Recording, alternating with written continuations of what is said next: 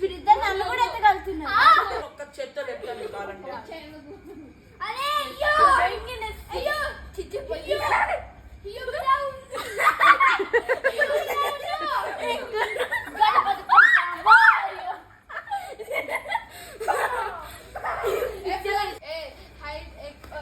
Wait ఎక్కువ lift చేస్తే height రాదంట.